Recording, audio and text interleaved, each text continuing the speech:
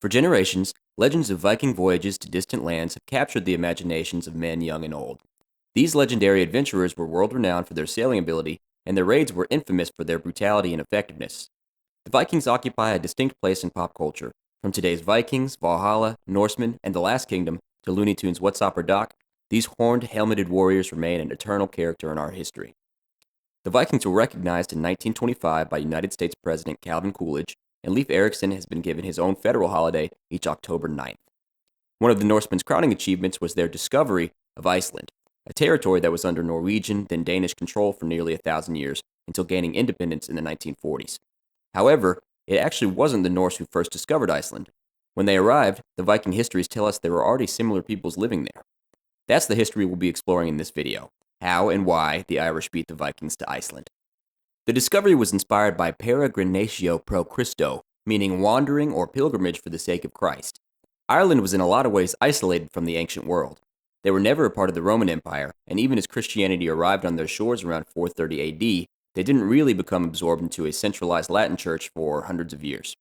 As a result, the Irish developed a unique style of decentralized Celtic Christianity that was monastic rather than episcopal. It's also worth noting that before Christian Ireland, the Druids controlled religious life in a manner similar to monks.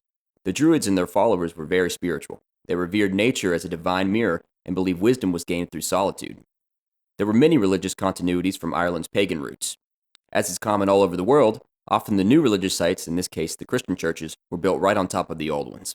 So a practice that emerged for these monks, the exile for Christ, called them to wander, reflect, seek solitude and contemplation in remote places as Jesus did. Christ's wanderings were in the heat and endless sands of the desert. For the monks, the pilgrimage was in the cold, endless waters of the Atlantic. This practice was known as white martyrdom, or martyrdom through renunciation and exile. The earliest known journey of one of these monks, or paupers, comes to us from the 9th century Navigatio Sancti Brendani Abbadis, or Voyage of St. Brendan the Abbot. As the name suggests, these histories recount the life of St. Brendan of Clonfert, born 484 AD, a monastic saint and one of the 12 apostles of Ireland. His relevance to us is his famous voyage to the Isle of the Blessed, feats that would earn him the title of Brendan the Navigator. Navigatio tells us that Brendan set out with 14 monks on a cura, or traditional Irish boat made of wooden hides, in search of the Garden of Eden on a voyage sometime in the early 6th century. Legends say that he supposedly discovered an island covered in vegetation, with eternal sunlight, abundance of sheep, fiery forges, possibly volcanoes, and even encounters a sea monster. He returns as a hero to Ireland. Historians suppose that Brendan's voyage actually was to Iceland, Greenland, or even as far as Newfoundland. This would make him the first person in history to discover the North American continent and the New World. Interestingly enough, in 1976, an explorer named Tim Severin built a replica of Brendan's ship and sailed it from Ireland to Newfoundland, thereby proving the voyage was possible. Following in St. Brendan's footsteps, many Irish monks ended up making similar voyages to the Faroe Islands, Scotland, Shetland Islands, and possibly Greenland or even further west.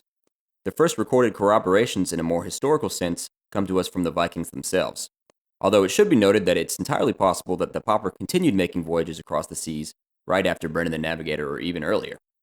The dates of this series of journeys begin around the 8th century AD, and it's worth noting that around this time, Ireland becomes more connected with the rest of Europe. Viking raids become more frequent, and the southern centralized Catholic Church begins exerting its influence on the Celts. It's possible that these factors contributed to the pauper's decision to leave Ireland. The earliest undisputed written history of the Irish exploration comes from Dicoil's Concerning the Measurement of the World in 825 AD. Dicoil himself was an Irish monk and a geographer. In his work, we are told of monks in the Faroe Islands and Thule, probably Iceland, where there was no darkness to hinder one from doing what one would. The dates of these visits would have been around 795 AD, preceding any Norse settlement. However, what's more interesting is hearing about the paupers from the Norsemen themselves. The Icelandic Book of Settlements, written in the 11th century, gives us this passage. But before Iceland was settled from Norway, there were other people there, called pauper by the Norwegians. They were Christians, and were thought to have come from overseas from the west, i.e. Ireland, because people found Irish books, bells, and croziers, and lots of other things, so it was clear that they must have been Irish.